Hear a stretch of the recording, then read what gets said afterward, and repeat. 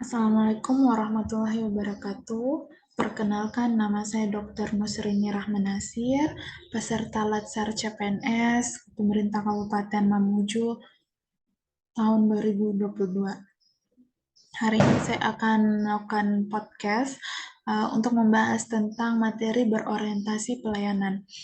Uh, Hari ini saya akan menjelaskan secara ringkas yang saya pahami tentang berorientasi pelayanan. Sebelum membahas berorientasi pelayanan, kita bahas dulu, tahu dulu pengertian dari pelayanan publik.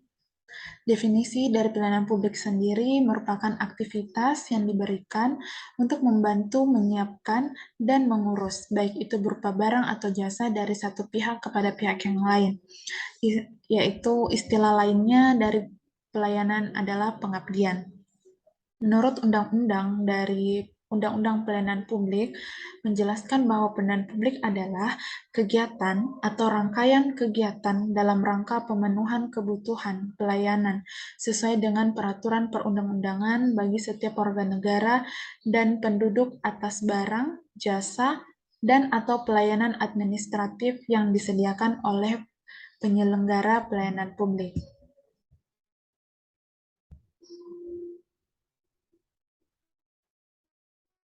Lalu, setelah itu kita akan bahas pelayanan publik itu berorientasi pelayanan.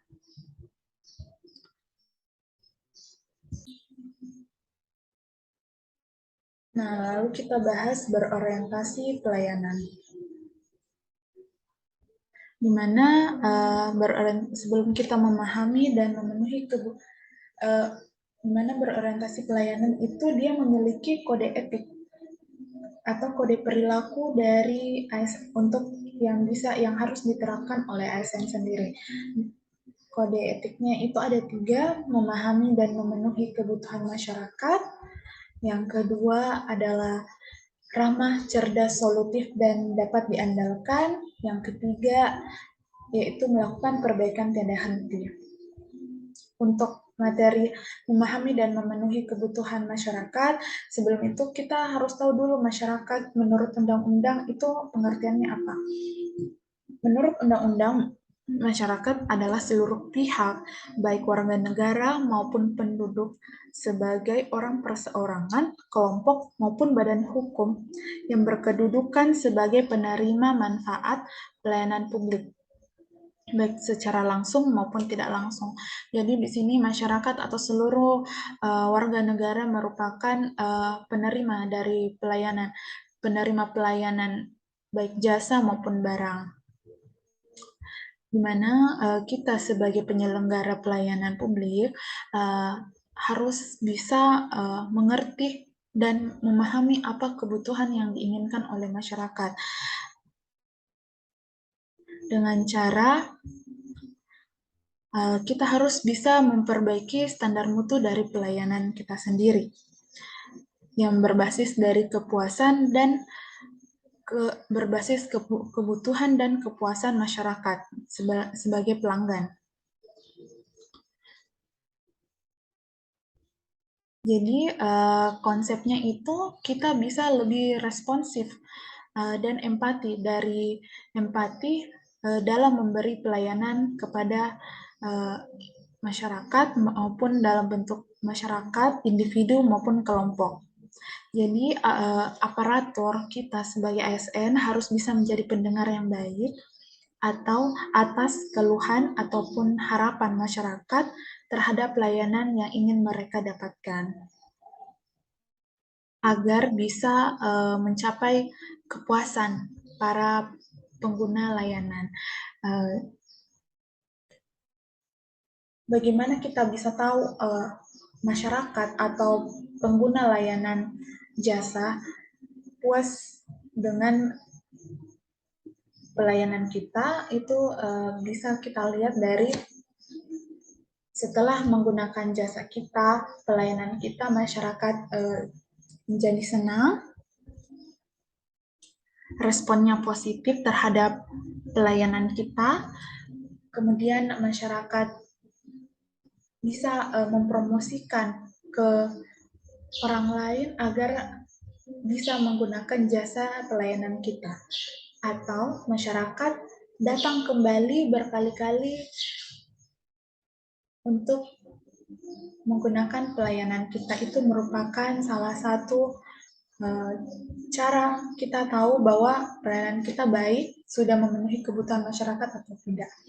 Tapi semua itu tetap diawali dengan cara kita banyak mendengar, banyak memahami apa kebutuhan masyarakat, apa yang mereka inginkan dari pelayanan kita, itu yang harus kita perbaiki terlebih dahulu. Yang kedua, ramah cekatan, solutif, dan dapat diandalkan. Kalau di poin ini, poin yang perilaku yang harus kita tunjukkan terlebih dahulu saat kita berhadapan dengan masyarakat, yaitu ramah. Kita harus ramah dalam menyambut masyarakat yang akan menggunakan jasa kita, masyarakat yang akan kita bantu. Terus kita harus rajin senyum, Nah, hal ini kita lakukan agar kita bisa memberikan pelayanan yang prima. Pelayanan yang prima itu apa-apa yang harus kita lakukan. Seperti yang tadi, menyapa dan memberi salam, ramah dan senyum manis, mendengar dengan sabar dan aktif, penampilan yang rapi, dan bangga akan penampilan. Ini agar masyarakat juga yakin bahwa kita bisa membantu menyelesaikan masalah yang mereka bawa kepada kita. Menerangkan apa yang kita lakukan. Terus yang terakhir, kita harus bisa membiasakan untuk mengucapkan terima kasih. Jadi ASN dituntut untuk memberikan pelayanan dengan ramah, ditandai dengan senyum yang tadi, menyapa, memberi salam, rapi. Nah, kalau cekatannya itu ditandai dengan cepat dan tepat. Solutif, kalau solutif kita mampu memberikan kemudahan bagi masyarakat untuk memilih layanan yang tersedia. Dan dapat diandalkan itu ditandai dengan mampu dan bisa menyelesaikan tugas yang mereka terima atas pelayanan yang diberikan.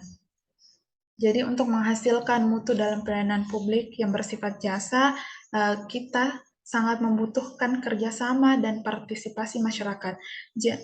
Oleh karena itu, sebagai ASN harus mampu memelihara komunikasi yang baik kepada masyarakat dan interaksi bersifat kreatif, proaktif, dan inovatif untuk memenuhi kebutuhan masyarakat yang berbeda-beda.